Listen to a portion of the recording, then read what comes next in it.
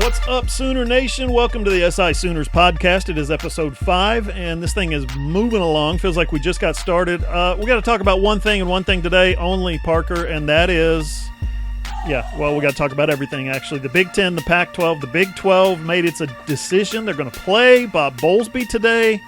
The Sooners' new schedule is out. We got some roster news if we can get it in at the end of the program. I wrote a column I want to talk about for SI Sooners, asking if the Big 12 actually saved not just college football in 2020, but college sports maybe for the foreseeable future. And then this morning, Wednesday, Parker, you wrote a column asking for, brace yourselves, sensible conference realignment, Parker. Yeah, that's right, John. And obviously, you've been at this game a lot longer than I have, so you know it a lot better than I do. But it would seem to me, at least in my short tenure that I've had the opportunity to cover the Sooners and cover college sports as a whole, in my experience, this is pretty unprecedented, and we are very much in uncharted waters as it pertains to the direction of college athletics as a whole, the way everything has fallen into place the last 48 hours especially. It's a really, really interesting time in college sports, and it's a really, really interesting time to be a sports journalist. So a lot of compelling stuff ahead on the program today, and I'm excited to break it down. No doubt. He's Parker Thune. He's the deputy editor at SI Sooners. I'm John Hoover. I'm the publisher. Go to our website, allsooners.com. You're going to find a lot of stuff there, including this podcast. You're going to find a handy-dandy player right there on the front page. Just push play, listen to this podcast whenever you want. Re-listen to it, download it, whatever you got to do. iTunes, Spotify, wherever you get your podcasts, we're pretty much there. Or if you prefer the visual arts and you know who you are, I'm pointing to you right now. We are on YouTube. Head on over to YouTube and check us out on the SI Sooners podcast. We talk Sooners and basically everything else, especially Big 12. I mean, I'm in Tulsa. Parker here. He's in Norman. And, we got to split this thing up. So this is how it works. I would ask that once you're there, please subscribe. Please hit the notifications bell so you'll know when a new video uploads. And, of course, if you want to comment at the bottom, we try to answer as many of those comments as we can. Just go to YouTube, search for me, John Hoover. You'll find it. Don't worry. Okay, Parker, let's get to it. Kind of like, let's do like we learned in J school. Well, you know what? Like I learned in J school. I don't know what they're teaching you dang kids nowadays. But the inverted pyramid. Who, what, where, when, and throughout this program, hopefully, we will get to the whys of what all happened with the Big 12 Conference over the last 2 days. We learned yesterday that the Big 12 is going to try to play football. Hallelujah, hallelujah. As I say that, I cross my fingers and toes, hoping that nobody gets sick, of course. But I also rub my lucky rabbit's foot, hoping that we will actually make it to mid-September and through October and through November, because that's when the season we can actually have some football. Parker, we heard from Big 12 Commissioner Bob Bowlsby today, and just this morning, an hour-long deal, probably just over an hour ago, almost an hour ago it got finished. Big conference call, Parker, questions from around the country. New York Times was there, Washington Post was there, and of course SI Sooners was there as well. Yeah, John, and Bowlsby obviously trying to condense all the news that the college football landscape has brought out over the last 48 hours or so, especially within the Big 12 and their decision yesterday to go ahead and try and proceed with a fall football season. And obviously Bob Bowlsby had a ton on his plate this morning just because of the way it's all transpired. And questions flying at him from all different directions, and you have to admire what him and the rest of the Big 12 administration has been able to do, especially within the last 24 hours, to hold this all together and give us college football fans some hope that there will be a season in the fall. Obviously, when the Big 12 canceled, or the Big 10 canceled, and the Pac-12 followed suit, there was some skepticism as to, well, maybe there's not going to be football this fall. Maybe we try it again in the spring. Maybe there's just no football this year at all, and we're already looking ahead to next fall as the next opportunity for us to watch some college football. And, John, I think it really became evident yesterday afternoon that this was going to come down to Bowlsby and the Big 12 and their decision, because with the Pac-12 out and the Big 10 out, the SEC and ACC were the lone holdovers in the Power 5. The Big 12 seemed to be on the fence, and it became evident that the ACC was going to side with the Big 12, And at the end of the day, Big 12 says, hey, let's give this a shot, see where it goes. And John, it's important, and there are plenty of people that have emphasized this, plenty of people in leadership positions that have emphasized this. This does not mean that we're going to play football this fall. It just means we're trending in that direction, taking all the necessary steps to proceed with the football season. That doesn't mean that a month from now the circumstances are going to be the exact same. That doesn't mean that a week from now the circumstances are going to be the exact same. There's so much that can change, and we heard it from college football administrators across the country yesterday as these decisions came down the line. We are operating on a day-to-day basis here, and so much can change in the blink of an eye. So, while it's certainly exciting to have the prospect of Big 12 football on the table this fall, let's not count our chickens before they hatch here. We've still got 6 weeks before the conference schedule opens. We've still got 4 weeks before any of these teams open non-conference play. So a lot can change. Absolutely, a lot can change, and you're 100% right about that. The tenor on the Big 12 call today with Bob Bowlsby, and we'll get to that a little bit later on in the show, was that this is a path, and that's what I called it during my radio hit this morning with the franchise in Oklahoma City, and as well as the video that I shot this morning with Pat Forty. This is a path. This clears a path for us to get to September with the hope that college football can be played. Doesn't mean we're going to play. It's not a guarantee by any stretch. And Bob Bowlsby emphasized that several times today on his hour-long conference call. Doesn't mean we're going to play, but we got games to talk about. We got schedules to talk about. The conference. Every team in the conference is going to play 10 games, 9 conference games plus a non-conference game. There may be some waffling with Baylor, and I think Texas may or may not have released its non-conference schedule yet. But you saw yesterday, as you mentioned, Parker, the Big Ten was the first to go. The Pac-12 followed, and both of those things were obviously expected. Our colleagues over at Sports Illustrated, Pat Forty and Ross Dellinger, have absolutely been killing it with their national reporting.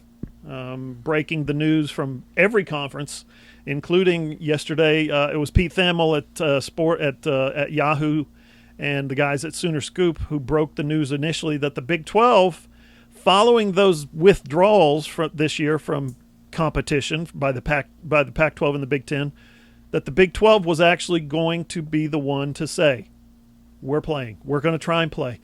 And if you read between the lines and listen to a lot of what Pat and Ross have been saying these past few weeks, you'll know that the ACC has been kind of hanging back in the shadows a little bit, ready to make their announcement, ready to commit, ready to say we're going to play or we're not going to play after the Big 12, after they knew what the Big 12 was going to do. So it came out yesterday. The news broke that the Big 12 was going to do this about 7 o'clock, 7:15.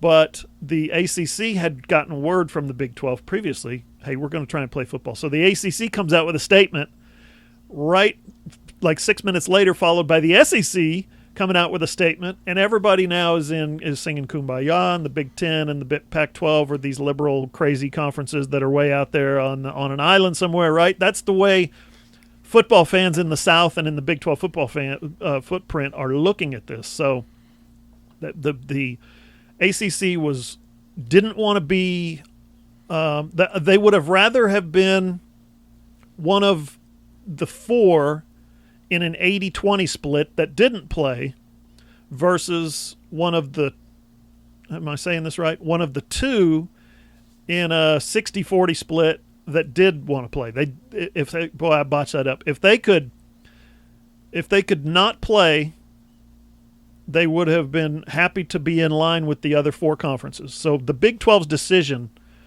was that important. The Big 12 coming out and saying, we're going to do this, enabled the ACC to say, we're going to do this. And, of course, the SEC has been on board the whole time.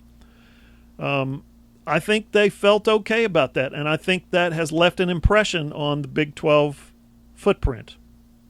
Parker. Yeah, and it makes a lot of sense, John, when you think about it, because say the Big 12 decided to cancel. Well, the ACC was obviously going to do whatever the Big 12 did, because the ACC doesn't want to be in a situation where they're essentially in a one-on-one battle with the SEC all fall. That's just not happening. ACC has Clemson, And that's pretty much it.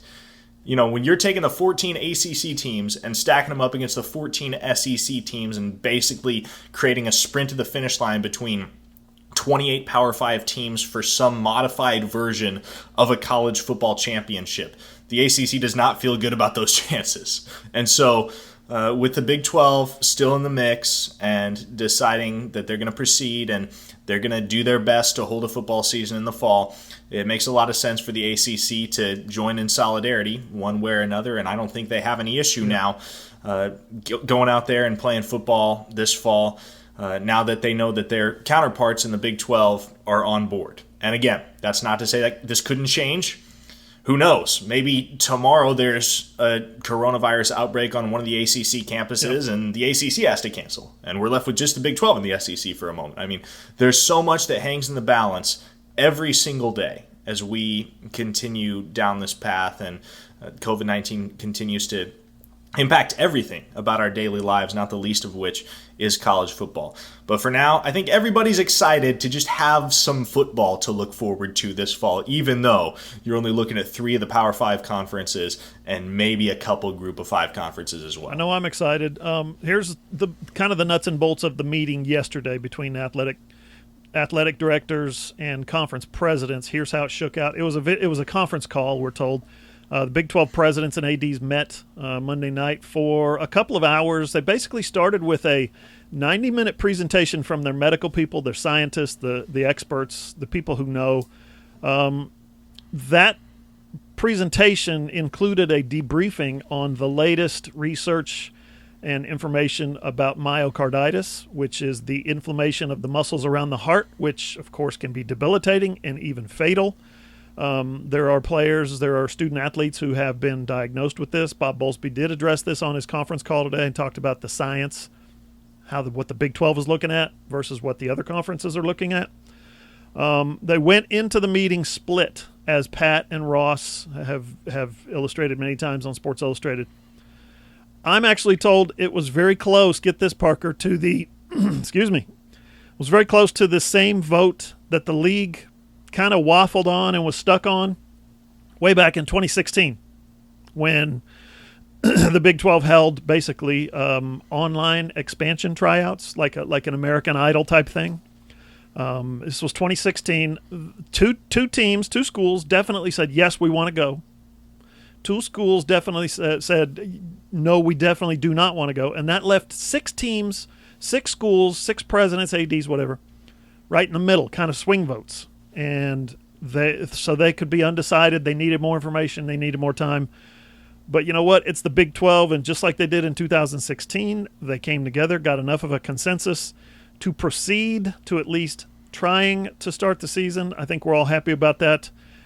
And here we are. Coming up on the SI Sooners podcast, the Big 12 podcast, the SI Sooners podcast, we're going to keep up with the Big 12 talk. We're going to dive into Oklahoma's 2020 schedule first, though. That's important. Where it looks different, where it looks the same.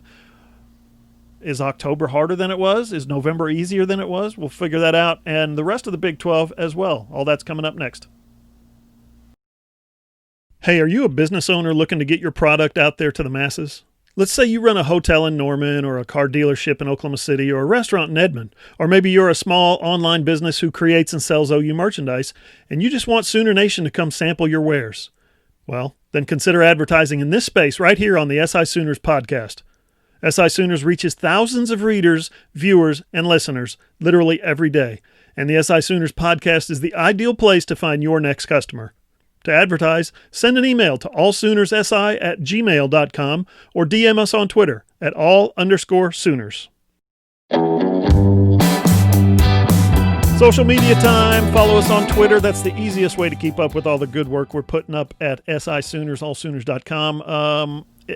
Follow the account at all_Sooners. One of these days I'll memorize that, Parker. At all_Sooners.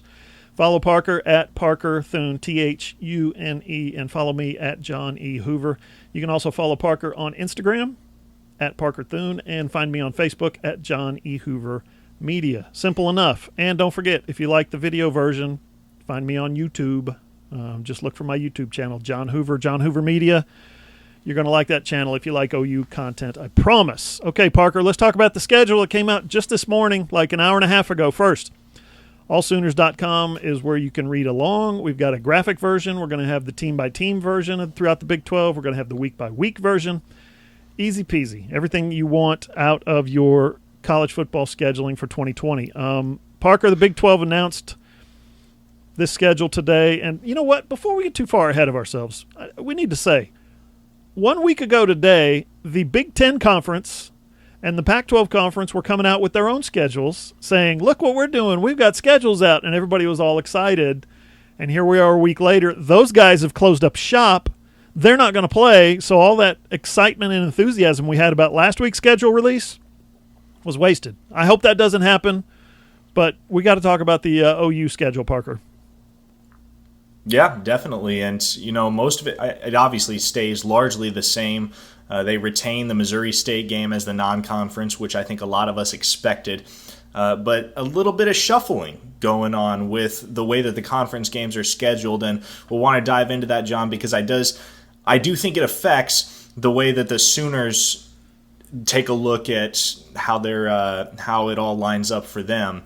And I do think it's going to play a bit of an impact, especially starting off the season with Kansas State. You take a look last year, and Kansas State was the team that beat Oklahoma, that invited the Sooners to Manhattan and sent them off with a 48-41 defeat, the Sooners' first road loss since 2014, the pre-Baker Mayfield era. So that's an immediate test of the Sooners' resolve to face the one team that beat them in conference play last year. And then, of course, the Texas date stays the same, October 10th. And then you get Bedlam now in November. So, excuse me, is that, yeah. And then you get Bedlam in November. So it's really a lot more spread out in terms of the challenges that the Sooners are going to face. I think previously we were taking a look at that November slate, plus TCU coming in on Halloween, October 31st, Sooners traveling down to Fort Worth as it was initially scheduled. But I mean, as you look at it now, John, October looks like the month where the Sooners are going to be the most challenged.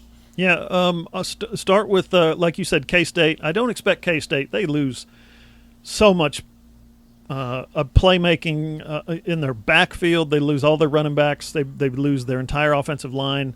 They lost a bunch of guys on their defense. They bring back their quarterback, obviously, Skylar Thompson. But K-State's a challenge. They're coming to Norman. It's a little bit less of a challenge. Iowa State is on October 3rd, is going to be a serious challenge. Yes, of course, Texas. But I'm with you. I agree with what you said. I'm looking at the other schedule here, the previous schedule, and you start with Baylor, who was the conference runner-up last year, then Texas, then at Iowa State, then Oklahoma State. Those are your first 4 games in conference play. So the new Big 12 schedule does OU a real favor in that it spreads those heavyweights, so to speak, assuming those guys are all heavyweights, spreads those heavyweights out a little bit. They do have a little bit of a tough finish when they host Oklahoma State, go to West Virginia, and then finish by hosting Baylor. But it's kind of cool. Baylor goes from the first Big 12 game of the year to the last Big 12 game of the year. Oklahoma State moves up moves back a month, I don't know. And then, of course, Texas, they're not going to muck around with that. I did see some discussion today, Parker, about the Texas game. Oh, it's got to be held at Jerry World, right? No. It's going to be at the Cotton Bowl, and the Cotton Bowl is going to be empty. There's going to be no state fair. They may allow some kind of fan participation, but with no state fair around it. That details still to come on that one, Parker. Yeah, definitely. And the biggest thing I look at with this schedule, John, that TCU date on October 24th. And even back when we had the old schedule, I told you, John, that TCU game is going to be more of a challenge than a lot of people are willing to acknowledge, because TCU brings back Max Duggan, who was a true freshman last year at the quarterback position, so he's got another year to learn the system. He's going to be more experienced, going to be more capable. They bring in one of the top running back recruits in the class of 2020 in Zachary Evans. That offense is going to be something to watch. They're bringing in J.D. Spielman, transfer wide receiver from Nebraska, who's a playmaker. TCU has some players, especially on the offensive side of the football. Gary Patterson can coach. We know this to be the case. And let me tell you what, John, if the Sooners knock off Texas on October 10th, have a bye week to revel on the 17th, and then trot on down to Fort Worth, half asleep, on October 24th, things are going to get dicey. Things are going to get real dicey. They should not look past TCU. I look at that game as this year's Kansas State. That, to me, is where the Sooners have the biggest opportunity to trip up. You might be right about that. We will continue the schedule talk. I will tell you this, Parker. One of the stories that I've been working on kind of in the background as all this breaking news is happening around us is a look at what Oklahoma fans, I should say, will be missing out on because of the cancellation of the Army game. I've been doing a little background research, and gosh darn it, just not going to get that game in. We've got to play Missouri State instead. I was really looking forward to that trip. We've talked about this on the podcast before, but in the future, I've spoken with some people up at Army, and they are extremely excited. Less excited than they would be if the game was in a month from now, but still extremely excited about hosting Oklahoma in the future. That game's not going away, people. No, not at all. And, we touched on it last week, John. This game has been on the schedule, or was on the schedule, rather, for 11 years. Oklahoma and Army are not just going to let this matchup die. They are going to find a way to get it played probably within the next 2 to 3 years, I would guess. And obviously a lot of it depends on how this continues to shake out and how much longer COVID-19 affects this whole picture. But make no mistake, Oklahoma's going to go to West Point. It's just a matter of when. It's a matter of when, not if. Can't wait to see how that all shakes out. Up next on the SI Sooners podcast, we're going to touch a little bit on recruiting. We got to scoot through this. We're definitely going to touch on an alleged DUI arrest. Just this morning. Oof. And we are going to get into the columns we wrote this week, how the Big 12 not only saved college football, but college sports, and how unlikely that would have seemed just a few short years ago, and why really what the Big 12 really needs is a nice steady round of sensible realignment. Hey there, loyal listeners. Parker Thune here with SI Sooners. Are you a business owner looking to get your product out there to the masses? Let's say you run a hotel in Norman, or a car dealership in Oklahoma City, or a restaurant in Edmond. Or maybe you're just a small online business who creates and sells OU merchandise, and you want Sooner Nation to come sample your wares. Consider advertising in this space right here on the SI Sooners podcast. SI Sooners reaches thousands of readers, viewers, and listeners literally every day, and the SI Sooners podcast is the ideal place to find your next customer. To advertise, send an email to allsoonerssi@gmail.com or send us a direct message on Twitter at @all_Sooners.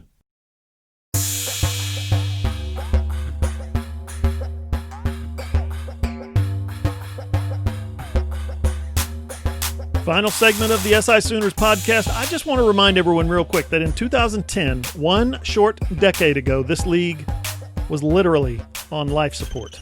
Half the members wanted to go to the Pac-12, and the other half were just hoping somebody would throw them a lifeline somewhere. Parker, this was a little before your time, but then a couple years later, in 2012, they expanded, brought in TCU in West Virginia.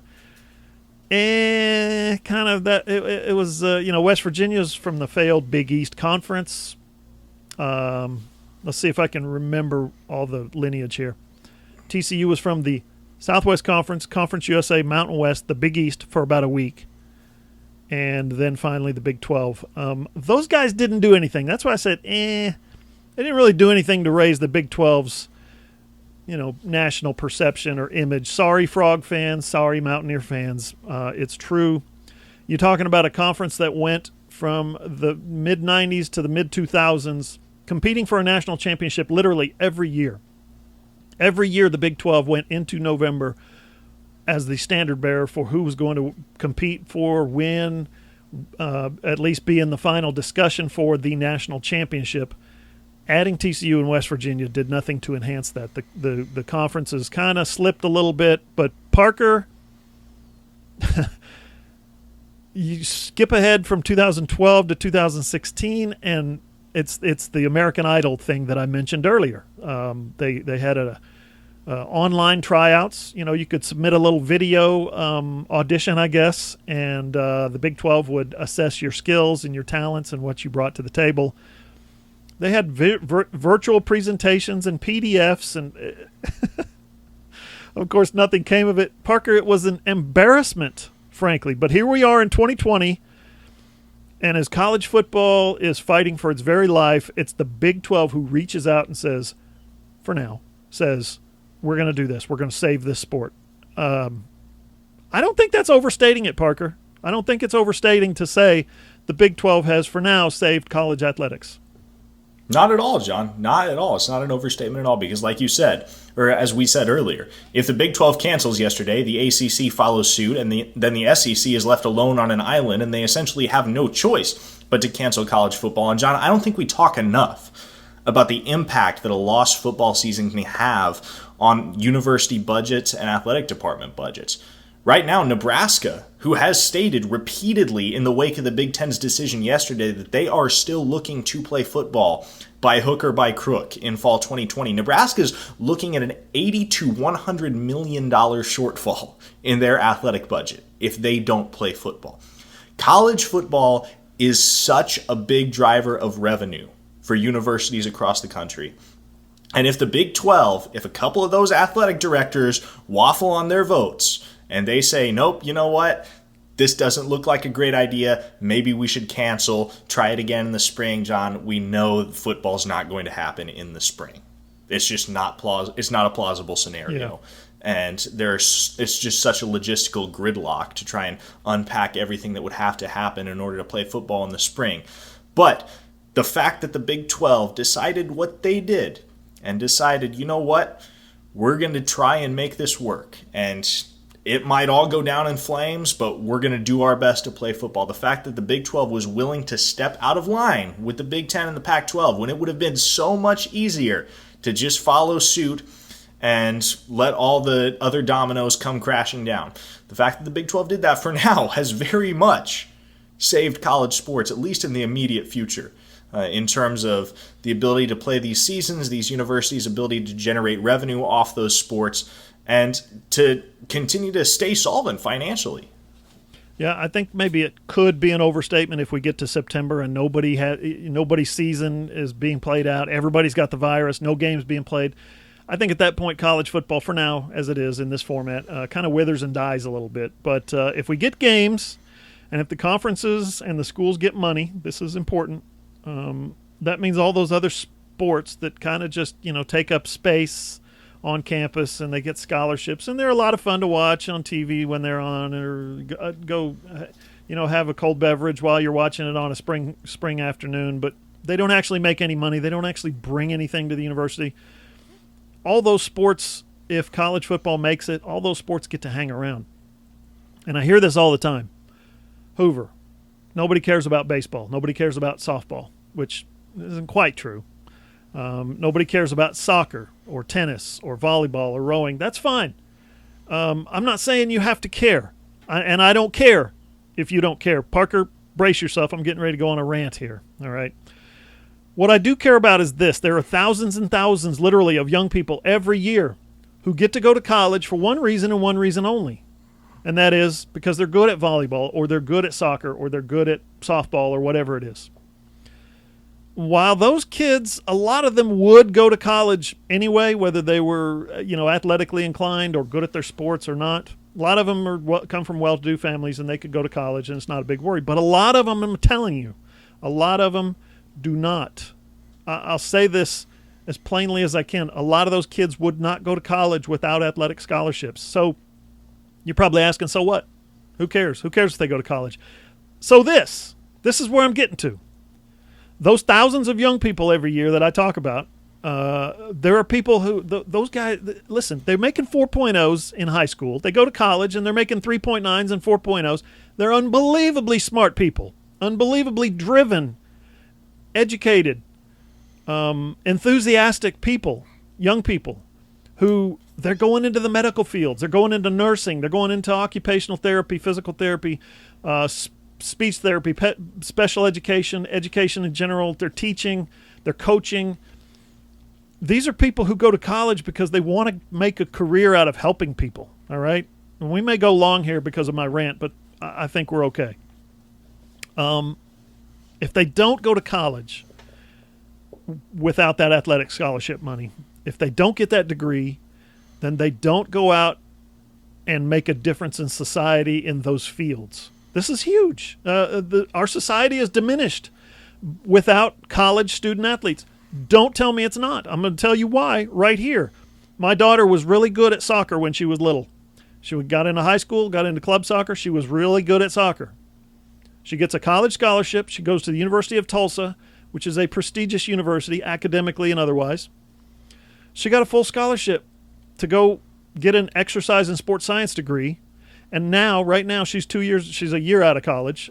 She's going for a master's degree in occupational therapy because she wants to help special needs children and the elderly. She wants to make a difference in those people's lives, make their lives better. So, am I bragging? No, I'm not bragging. I'm proud as heck of her, but I'm not bragging. I'm saying that's just one case in this household where this video camera and this microphone are. One case of one person being good at sports and making a difference in the lives of who knows how long her career is going to go, 20 years, 30 years, 50 years, who knows?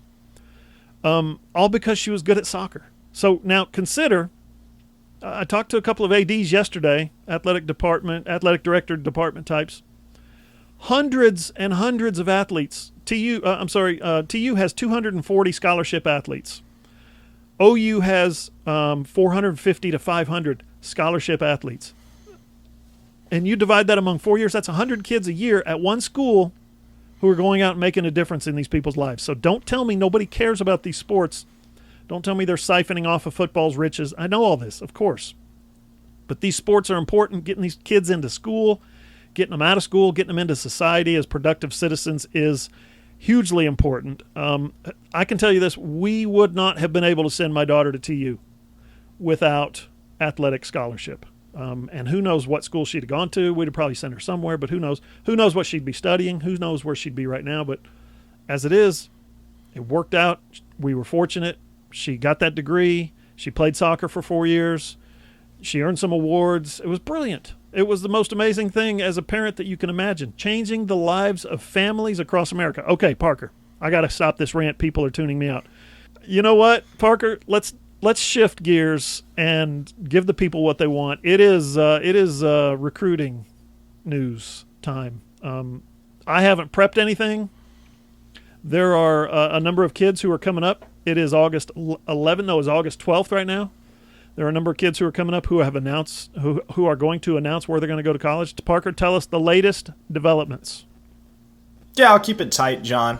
Kelvin Gilliam obviously announced on August 22nd. I'm a lot more confident than I was last week at this time about Gilliam's chances of coming to OU.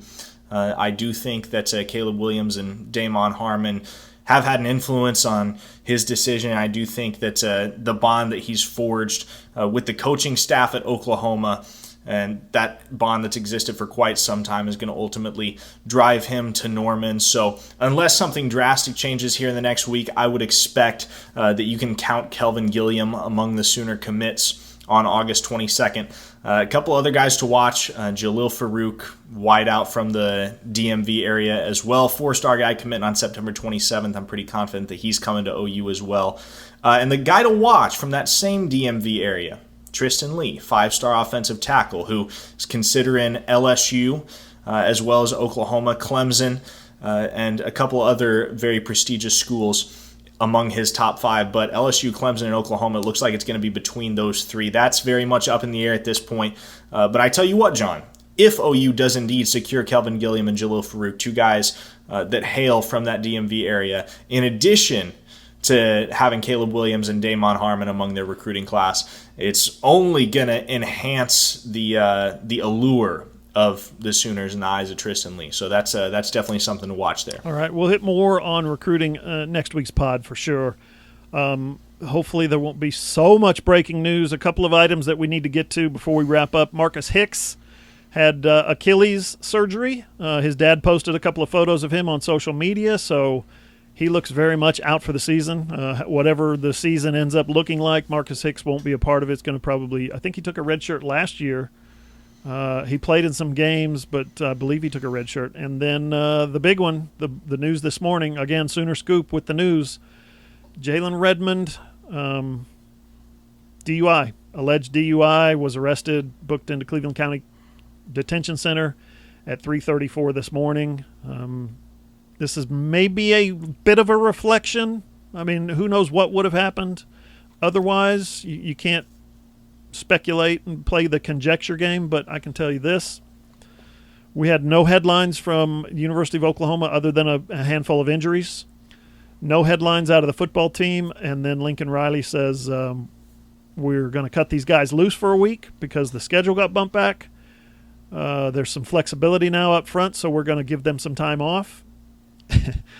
And if he was out allegedly doing a drunk driving, allegedly, then who knows what his decision making was earlier in the day in terms of social distancing, wearing a mask, washing his hands, being around crowds.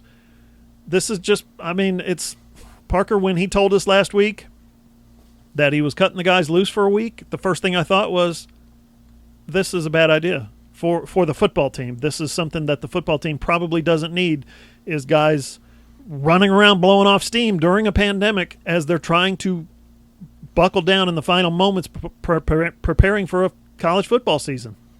Yeah, definitely, John. And, obviously, if you want to give the guys a break from practice, that's fine. But I know hindsight is 20/20, but it makes a lot more sense at this point in time with everything going on around the country, not to mention the fact that you don't know what they're walking back into when you send them home. But it just makes a lot more sense to keep them on campus, keep them in the bubble, keep them confined.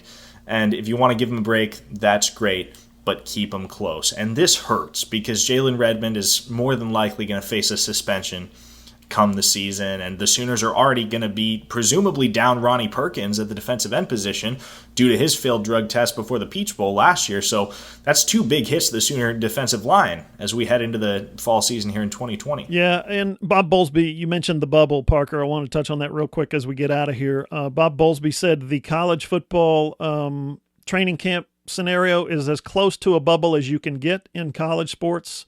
He referenced the NBA and what they're doing and the success that they've had so far.